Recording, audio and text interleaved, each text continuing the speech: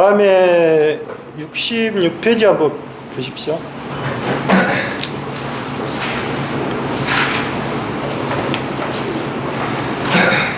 일반 선형 회로망이라고 했어요.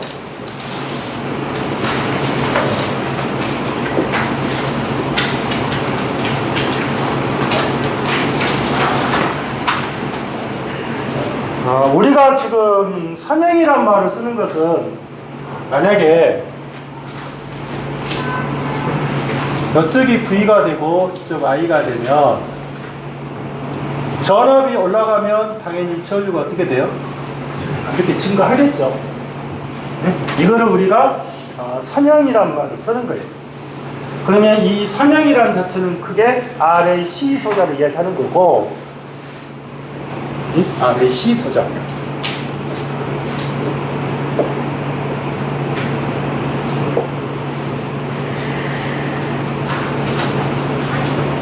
그 다음에 회로망이라고 하는 것은 여러분들이 네트워크죠. 네트워크를 이야기하는 거예요. 네트워크. 그래서 일반 선형 회로망인데 여기서 주어진 조건을 보시면 이 전화번호하고 전류원이란 말을 줬어요. 전화번.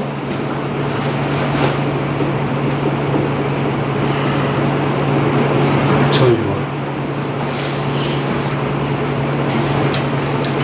그러면 우리가 전화번 전류원이라고 표시가 되어 있는데 우리가 표시를 할 때 이렇게 표시가 되면 이거는 뭐? 전화번의 표시고요. 이렇게 표시가 되면 무슨 원? 전류원의 표시입니다. 표시를 할 때. 그러면 전화번하고 전류원에서 반드시 여러분들 보시면 우리가 교류라는 자체는 극성이 없잖아요. 실제로. 그래서 어느 쪽으로 전류가 흐르냐, 그래서 플러스 마이너스라는 것을 붙여주죠. 흐르는 방향을 표시해요. 이거는 당연히 이 표시는 우회로 가는 거잖아요. 우회로. 그래서 이 표시가 여러분들이 진행을 잘 하셔야 돼요. 그러면 이렇게 표시된 거를 전류원으로 전화번호 표시하면 어떻게 표시하면 돼요? 이렇게 표시했을 때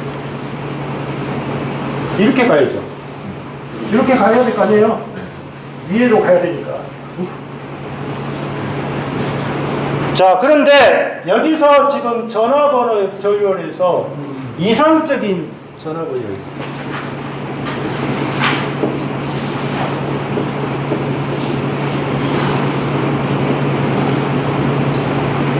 자, 이상적인 전화번호라는 자체는 뭐를 이야기하는 거냐면 한번 볼게요. 반드시 여러분들이 이제 여기서 지켜야 할 부분이 전화번호하고 저항은 직렬로 연결합니다. 그 다음에 전류원을 표시할 때는 전류원의 이상적인 전류원을 표시할 때는 저항하고 전류원은 반드시 병렬로 연결시켜야 돼요. 직렬 병렬 잘 아셔야 돼요.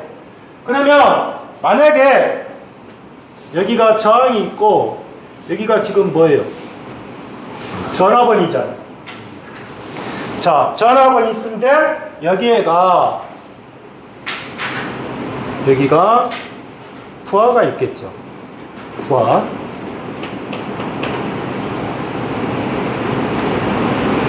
그래서 의미를 이 부하가 있는데 여러분들이 생각할 때 이 부하가 있을 때 부하를 개방을 시킬 수도 있고 부하를 단락시킬 수도 있어요. 그래서 나중에 기기 쪽에서는 변압기를 단락시키면 뭐가 발생하고 개방을 시키면 뭐냐, 이걸 아셔야 돼요. 그러니까 부하가 개방이 됐던 말은 떨어지는 거죠. 단락은 이어진 거예요. 그러면 부하가 만약에 있는 상태에서 만약에 단락이 이렇게 됐다. 그러면 이때 단락이 됐으니까 이때 흐르는 전류를 우리가 단락 전류라 해요. 지치가 할 때. 개방되는 전류가 안 흐르잖아요. 여러분들 생각할 때. 그래서 전화번은 반드시 이 저항값을 연결할 때 뭐로? 직렬로 연결해야 되고, 그 다음에 전류원은 뭐가 된다? 병렬이 연결해야 이상적인 전류원이 되는 거겠죠. 전화번 전류원이 되는 거겠죠. 자, 그러면 여기에가 보시면 여기가 I가 흘러요. I가. 여기를 무슨 전압이라고 그래요? 우리가 단자 전압이라고 해요. 단자 전압. 이제 V라고 볼게요. 그러면 이상적인 전화번이라는 자체는 이상적인 전압이라는 자체는 전류가 어떻게 돼요? 크기가 어떻게 돼요? 한번 볼게요. 여기가 만약에 예를 들어서 100V를 걸었다 합시다. 그러면 이 100V가 여기에 100V가 다 걸리면 뭐예요? 이상적인 전화번이 되겠죠. 예? 그런데 실제는 어떻게 돼요? 여기에서 R이라는 자체가 만약에 여기가 1ohm이고 1A고요. 그러니까 10ohm이 됐다 합시다. 그러면 여기서 뭐가 발생해요? 전압 강화가 10V가 발생하는 거잖아요. 떨어지는 거잖아요. 이해하셨어요? 네. 그래서 이상적인 전압원이라는 자체는 잘 보시면 여기에 이게 지금 저항값이죠. 그러면 여기 저항값을 표시한 것은 전원의 저항값이에요.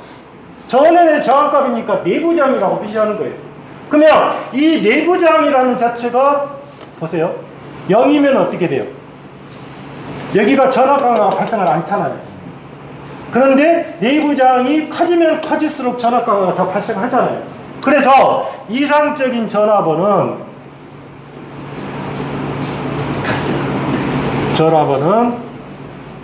이렇게 하겠죠. 내부저항이 얼마가 된다? 0이 돼야겠죠. 0이. 그래서 이상적인 전압은 내부저항이 0이 돼야 돼요. 근데 실제로는 그렇게 안 되겠죠. 그래서 그림에 보시면, 거기에 보시면 이상적인 전압원의 그림은 어떻게 돼요? V가 일정하다는 뜻이죠. V가 일정하잖아요. 그래, 변화가 없다는 뜻이에요. 근데 실제로는 어떻게 돼요? 실제로는. 보세요. 이게 지금 뭐가 돼요? 이상적인 전압원이잖아요. 그런데 실제는 어떻게 해요? 이만큼 뭐가 발생하는 거예요? 전압 강화가 발생하겠죠. 그래서 이게 뭐가 된다? 실제 전압원이라고 표시하는 거예요. 그러면 이 말을 바꿨을 때 이상적인 전압원은 내부저항이 클수록 좋은 거예요? 적을수록 좋은 거예요? 적을수록 좋습니다. 예? 적을수록 좋다. 이런 말도. 그러니까 우리가 전압원은 이상적인 전압원은 내부저항은 0이지만 실제는 적을수록 좋다. 이제 그렇게 이야기를 하겠죠. 그 다음에 이상적인 전류는 어떻게 돼요? 자, 그림이 어떻게 돼요? 그림이 요놈이 뭐다?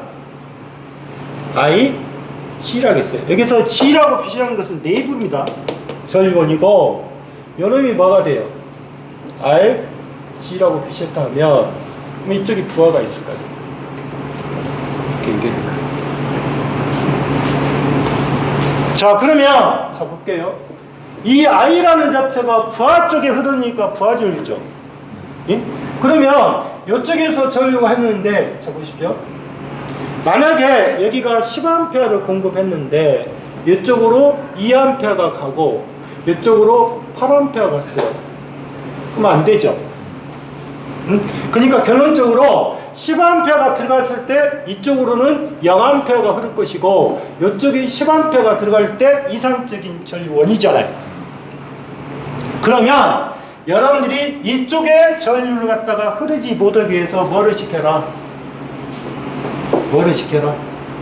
이렇게 시킬 거 아니에요. 그러면 여기서 개방을 시켰기 때문에 이쪽의 저항값은 뭐예요? 무한대가 되겠죠. 그러면 이상적인 전류원의 내부저항은 어떻게 된다? 전류원의 내부저항은 어떻게 해요? 무한대가 되겠죠.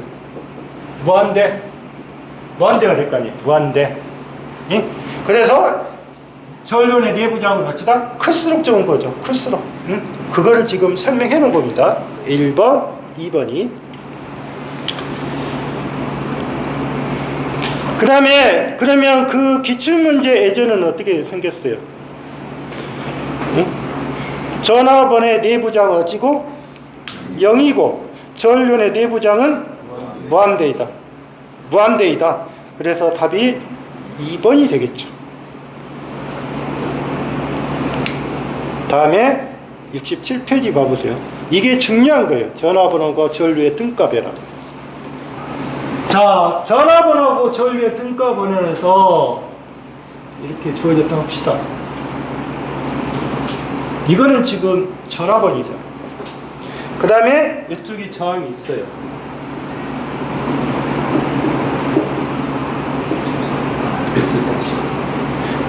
이거를 뭐로 바꾸고 싶다.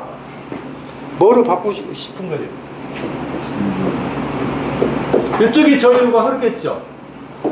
한다면 그러면 요놈을 뭐로 바꾸면, 전류원으로 바꾸면, 전류원, 이게 전류원이죠.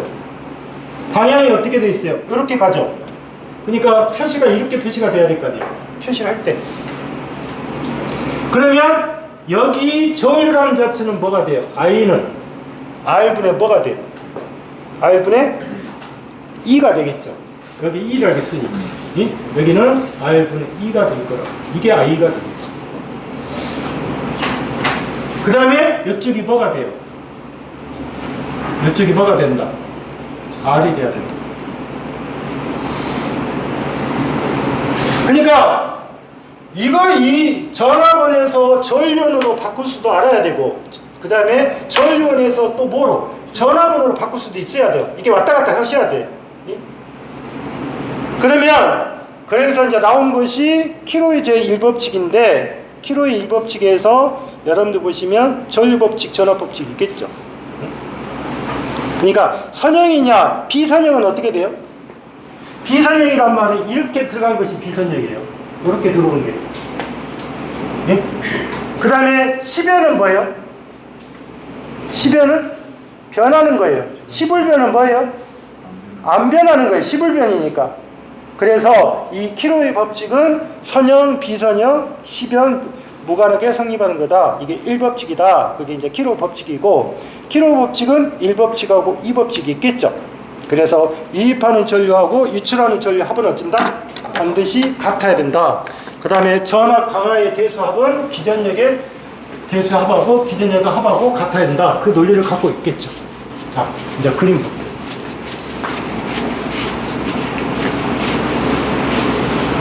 자, 이 애제의 문제가 상당히 중요한 거예요. 여러분들이 생각할 때. 지금 애제에 보시면 표시를 했을 때 다음 그림에서 회로에서 전압 V는 어떻게 구할 거냐. 자, 그럼 오른쪽에 5옴하고 0.65옴 있죠.